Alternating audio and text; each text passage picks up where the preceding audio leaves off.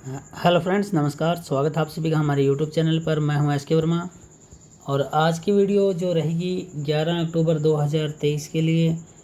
अभी तक आपने हमारे YouTube channel study with S के वर्मा सब्सक्राइब नहीं किया तो जल्दी से सब्सक्राइब कर लीजिए, बेल आइकन दबा लीजिए ताकि आपको डेली करंट अफेयर्स की वीडियो, लेटेस्ट वीडियो मिलती रहे। चलिए स्टार्ट करते हैं आज की करंट अफेयर्स की वीडियो और स्टार्टिंग करेंगे खेल जगत से, खेलों से संबंधित।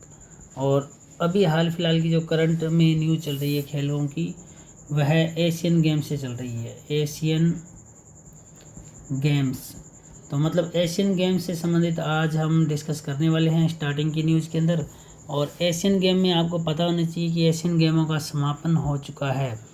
और सबसे पहले जो इम्पोर्टेंट पर्सन बनता है कि इस बार जो एशियन गेम हुए थे वह कहाँ हुए थे, तो चाइना के अंदर हुए थे। और चाइना का जो शहर है हांग जहू, ये थोड़ा से अजीब से नाम है तो याद कर लीजिएगा। हांग जहू ये चाइना का शहर है और इसमें एशियन गेम्स हुआ था।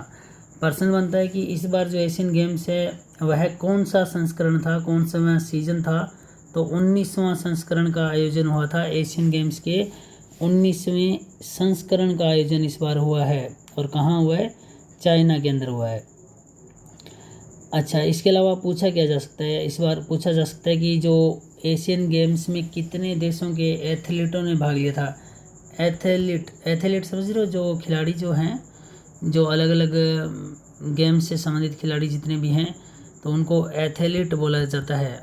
तो इस बार कितने देश के एथलीटों ने भाग लिया था कि कितने देश ने इसमें पार्टिसिपेट किया था, तो ये है 45 देशों के खिलाड़ियों ने इस बार एशियन गेम्स 19वें एशियन गेम्स में शिरकत की या भागीदारी की या भाग लिया। इसके अलावा मेन प्रश्न बनता है भारत को लेकर। तो जैसे समापन हुआ है तो एक प्रश्न ये बनता है कि भारत के वह खिलाड़ी का नाम बताइए जो ध्वज वाहक थे। मतलब समापन सेरेमनी में भारत का ध्वज किन के हाथों में था, तो ये प्रश्न बनता है कि भारत के ध्वजवाहक कौन बने थे। तो आपको बता देते हैं, भारत के जो ध्वजवाहक बने थे पी आर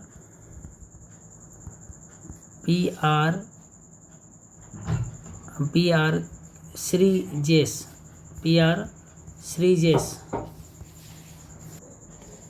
अब प्रश्न बनता है कि पी.आर. जो श्रीजेश हैं वह किस गेम से संबंधित है। तो आपको बता देते हैं ये संबंधित, इनका जो संबंध है भारतीय हॉकी टीम से, भारतीय पुरुष हॉकी टीम से ये संबंधित है। और पी.आर. श्रीजेश जो भारतीय हॉकी टीम के अंदर गोलकीपर हैं, गोलकीपर। तो इम्पोर्टेंट पर्सन बनता है। एक बार फिर से देखिए, एशियन गेम्स इस बार कहाँ हुए हैं, चीन के हांगझोऊ शहर के अंदर हुए। इस बार जो संस्करण था 19वां संस्करण था। कितने देशों के खिलाड़ियों ने भाग लिया, 45 देशों के। और फाइनली जो सेरेमनी थी, फाइनल लास्ट में सेरेमनी जो समापन समारोह था उसमें भारतीय ध्वजवाहक कौन थे, तो पी.आर. श्रीजेश थे, पी.आर. श्रीजेश। और जो कि भारतीय पुरुष हॉकी टीम के गोलकीपर हैं, भारतीय पुरुष हॉकी टीम के गोलकीपर हैं। नेक्स्ट जो होगा ऐसे जो खेल होंगे, नेक्स्ट ऐसे खेल वो कहाँ होंगे, ये प्रश्न इम्पोर्टेंट है। नेक्स्ट तो 2026 में नेक्स्ट ऐसे खेल होंगे। और जो संस्करण नंबर होगा, इस बार जो संस्करण है फिलहाल 19वां संस्करण था ये, और जो 2026 में होगा वो 20वां संस्करण होगा। तो 20वां संस्करण होगा जापान में।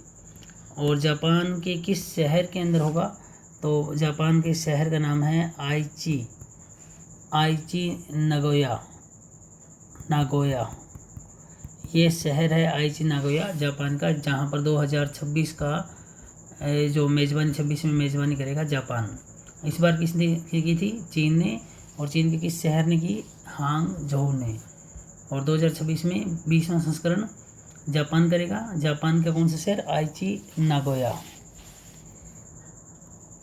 अब इसमें प्रश्न जो इम्पोर्टेंट बनता है ये बनता है कि भारत ने इस बार कितने पदक जीते। तो भारत ने पदक जीते हैं 107। अभी तक का भारत का सर्वश्रेष्ठ प्रदर्शन है। भारत ने 107 गोल्ड मेडल जीते हैं। सॉरी 107 तो टोटल जीते हैं, 107 तो टोटल जीते हैं, ठीक है जी। टोटल, और टोटल में से गोल्ड कितने हैं, तो भारत के जो गोल्ड हैं 28, ये प्रश्न बनता है गोल्ड का, आगामी आने वाली एग्ज़ाम में कन्फर्म है 28। इनमें जो सिल्वर है 38 है, सिल्वर है वो कितने हैं, 38 है सिल्वर। और इसके अलावा ब्रोंज जो है, ब्रोंज कितने हैं, 41 है, 41 कांस्य पदक ब्रोंज।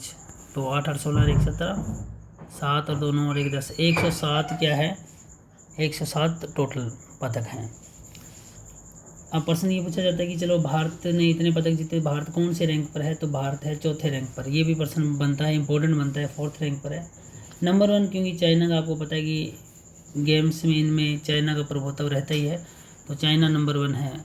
और वैसे पूछा नहीं जाएगा, फिर भी थोड़ा बहुत पता होना चाहिए कि चाइना ने जीतने कितने हैं, टोटल चाइना ने जो जीते हैं 201 तो स्वर्ण पदक जीते हैं चाइना ने, 111 रजत जीते हैं और 71 कांस्य जीते हैं। तो ये हो गया टोटल 383, काफ़ी पदक जीते हैं चाइना ने। लेकिन ये नहीं पूछा जाएगा, बस नंबर 1 कौन था ये ज़रूर पूछ सकते हैं। भारत की कौन सी रैंक है, तो 4th रैंक है भारत की। और अगर क्रम पूछ लिया जाए कि और किस किस ने क्या क्या जीते हैं, तो आपको पता है कि नंबर 1 चाइना है, चीन है, नंबर 2 पर जो रहा है जापान, नंबर 3 पर दक्षिण कोरिया, नंबर 4 पर जो है दक्षिण कोरिया के बाद नंबर 4 पर भारत है, और नंबर 5 पर उज्बेकिस्तान। तो ये 5 हैं। तो इसी के साथ मतलब एक तरीके से 19वें संस्करण का समापन हो चुका है। 19वां संस्करण, 20वां संस्करण आपको बता दिया कहाँ पर होगा, जापान में होगा, जापान। इससे संबंधित जो क्योंकि गेम है एशियन गेम्स हैं, तो एशियन गेम्स की जो समापन करवाने के लिए, एशियन गेम्स को मतलब हैंडल करने के लिए एक जो समिति है इनकी, एसोसिएशन हम बोलते हैं IOA, इसका फुल फॉर्म है एशियाई ओलंपिक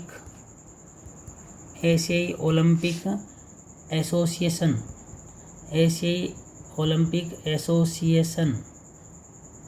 आपने ये बताना है कि एशियाई ओलंपिक एसोसिएशन जो है, इसके वर्तमान में कार्यवाहक प्रमुख कौन है, वर्तमान में इसके कार्यवाहक प्रमुख कौन है, IOA के, एशियाई ओलंपिक एसोसिएशन के। तो इसके कार्यवाहक प्रमुख है वह हैं रणधीर सिंह हैं। अच्छा, चाइना के PM इनके साथ थे, तो चाइना के PM कौन है, चाइना की PM वहाँ एक तरीके से नामात्र ही है, मेन राष्ट्रपति के पास होती है वहाँ शक्तियाँ। तो चाइना के PM का नाम क्या है, ली कियांग, ठीक है जी। यह था आपका 19वां एशियन गेम्स। नेक्स्ट, ये तो खेलों से संबंधित था। नेक्स्ट करंट अफेयर में आप बताइए। नेक्स्ट संबंधित है पुरस्कार से संबंधित, पुरस्कार। तो पुरस्कार से संबंधित करंट अफेयर की बात करें तो पुरस्कार में इस बार हम नोबेल की बात कर रहे हैं कंटिन्यू। तो अर्थशास्त्र का जो नोबेल है इस बार किसे मिला है, अर्थशास्त्र का नोबेल किसे दिया गया है, अर्थशास्त्र का नोबेल मिला है इस बार क्लाउडिया गोल्डिन को। ये महिला है क्लाउडिया गोल्डिन को इस बार अर्थशास्त्र का नोबेल मिला है। आपको पता होना चाहिए कि क्लाउडिन गोल्डिया कौन है। तो क्लाउडिन गोल्डिया जो हार्वर्ड यूनिवर्सिटी का आपने नाम सुना है, हार्वर्ड विश्वविद्यालय का नाम सुना है, वहाँ की प्रोफेसर हैं ये। क्लाउडिया गोल्डिन हार्वर्ड विश्वविद्यालय की क्या है, प्रोफेसर। और इन्होंने क्या कुछ किया था वैसे बता देते हैं। विश्व की ये तीसरी महिला है जिसने ये पुरस्कार जीता है, और इन्होंने महिलाओं पर शोध कार्य किया। महिलाओं की श्रम बाजार में भूमिका पर इन्होंने रिसर्च की। एक तरीके से महिलाओं की श्रम बाजार में भूमिका, श्रम बाजार में उनके परिणाम हैं, उनकी समझ है को आगे बढ़ाने कैसे, यानी श्रम बाजार में महिलाओं की क्या भूमिका है, इस पर इन्होंने रिसर्च किया है। आपको यह भी जानना चाहिए कि ये पुरस्कार किसके द्वारा दिया जाता है। तो आपने एक जगह का नाम सुना होगा,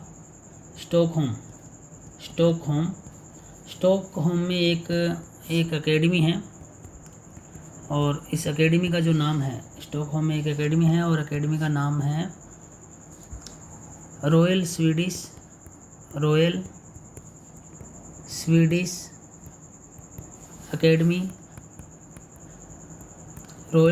एकेडमी ऑफ साइंसेज, इसके द्वारा दिया जाता है। और इस बार ये घोषणा जो की है, यहाँ की इस एकेडमी के जो महासचिव, इनका नाम है, इनके महासचिव का नाम है हंस एलेग्रेन। इन्होंने यह घोषणा की है कि इस बार जो अर्थशास्त्र का नोबेल पुरस्कार है, अल्फ्रेड नोबेल पुरस्कार, वो क्लाउडिया गोल्डिन को दिया जाएगा, क्लाउडिया गोल्डिन को, इनकी महिला श्रम बाजार में भूमिका को देखते हुए। नेक्स्ट जो करंट है वह है संबंधित है बैंकिंग सेक्टर से, तो बैंक से संबंधित आपको बताना है कि हाल ही में किस बैंक ने ONDC यानी नेटवर्क गिफ्ट कार्ड को लॉन्च किया है। किस बैंक ने लॉन्च किया है ONDC को? ONDC open network for digital commerce, यानी ONDC नेटवर्क गिफ्ट कार्ड किस बैंक ने लॉन्च किया है? तो आंसर आएगा यस बैंक ने। जो स्टूडेंट बैंक वगैरह की तैयारी करते हैं तो उनके काम का है ये। नेक्स्ट बात करते हैं दिवस से संबंधित। दिवस, तो आपको बताना है कि 10 अक्टूबर को कौन सा दिवस मनाया जाता है। अब कई बार आप सोच रहे हो सर करंट अफेयर तो कर रहे हैं हम 11 तारीख की, लेकिन अभी 11 अक्टूबर का स्टार्टिंग हुई है, सुबह के 5 बजे हैं अभी, तो करंट अफेयर तो एक दिन पहले का ही हम पढ़ेंगे। तो 10 अक्टूबर तक का चल रहा है, 11 अक्टूबर का हम 12 तारीख वाली में पढ़ेंगे। तो 10 अक्टूबर को कौन सा दिवस मनाया जाता है? तो आंसर आएगा विश्व मानसिक स्वास्थ्य दिवस। इतना ज़्यादा इम्पोर्टेंट भी नहीं है, पर आपको पता होना चाहिए विश्व मानसिक स्वास्थ्य दिवस। पूछ लिया जाएगी इसकी जो थीम है वह है, इस बार की थीम 2023 की थीम क्या है, तो सुन लेना। Mental health is a universal human right. एक बार फिर से बता देता हूँ, mental health is a universal human right. ठीक है जी।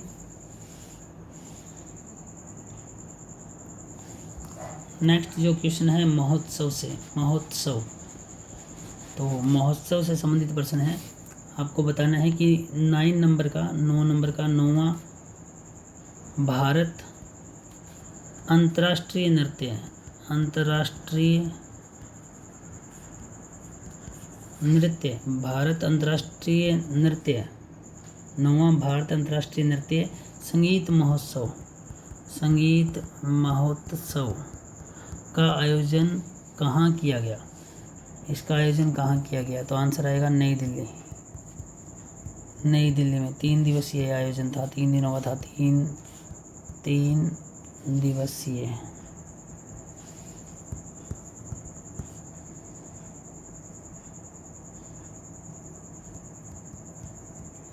तीन दिनों का ये प्रोग्राम था, 3 दिवसीय। नेक्स्ट पर्सन, अभी हाल ही में अपना जैसे विश्व मानसिक दिवस के बारे में पढ़ा दिवस के अंदर, तो दिवस वाले में एक और लिख लेना, दिवस का एक इम्पोर्टेंट दिवस हो रहा है, और ये 10 तारीख का नहीं है, एक दिन पहले का है ये, 9 अक्टूबर को। 9 अक्टूबर को कौन सा दिवस मनाया जाता है? 9 अक्टूबर को, बस नाम याद रखना। 9 अक्टूबर को कौन सा दिवस मनाया जाता है? विश्व डाक दिवस कब मनाया जाता है? 9 अक्टूबर को। नेक्स्ट करंट अफेयर है पुस्तक से। बैंकिंग सेक्टर में और एसएससी में काफ़ी प्रश्न सिंपल तरीके से पूछ लिए जाते हैं। रेलवे में काफ़ी पूछे थे, रेलवे एग्जाम में। पुस्तक, तो एक बुक का नाम लिख रहा हूँ, आपको बताना है ये किसकी है। द बुक ऑफ लाइफ, और इसका नाम जो दिया हुआ है द बुक ऑफ लाइफ का, इस बुक का नाम दिया हुआ है माई dance with Buddha for success. ये जो बुक है ये किसकी है? ये बुक आपने नाम बताना है कि ये बुक है किसकी, किसने लिखी है। तो ये बुक लिखी है, भी फिल्म निर्माता है विवेक अग्निहोत्री। विवेक अग्निहोत्री ने ये फिल्म लिखी है, विवेक अग्निहोत्री। हाँ जी, राज्यों से संबंधित एक प्रश्न है, आपको बताना चाहिए। जो अभी हाल ही में, यानी कौन सा राज्य है जिसने ई कैबिनेट प्रणाली लागू की है? ई कैबिनेट प्रणाली को लागू किया है, कौन सा राज्य है? ई कैबिनेट प्रणाली को हाल ही में लागू किया है, कौन सा राज्य है? तो आंसर आएगा त्रिपुरा। ये भारत का 4th नंबर का है, इससे पहले 3 और हैं। त्रिपुरा चौथा राज्य है। नेक्स्ट जो प्रश्न है जीआई टैग से संबंधित। जीआई टैग आजकल काफ़ी चल रहा है, जीआई टैग का प्रश्न पूछा जाता है। जीआई टैग हाल फिलहाल में जीआई टैग जो दिए जा रहे हैं, तो आपको बताना है कि नाम है मरचा धान समझ रहे हो, चावल को बोलते हैं धान। मरचा धान का जो जीआई टैग है वो किसको दिया गया है?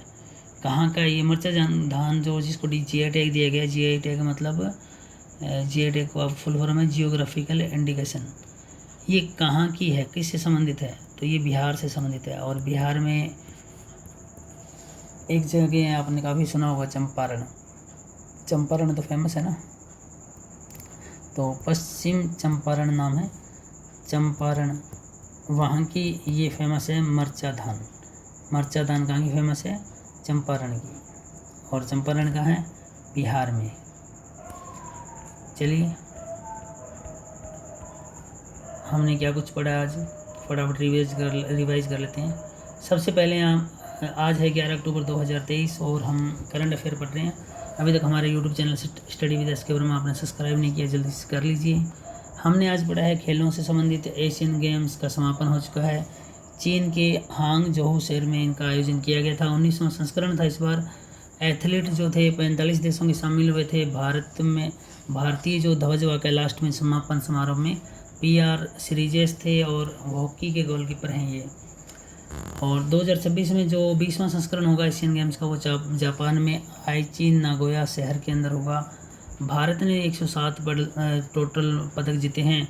28 गोल्ड हैं, 38 सिल्वर हैं और 41 ब्रॉन्ज हैं, यानी कांस्य है।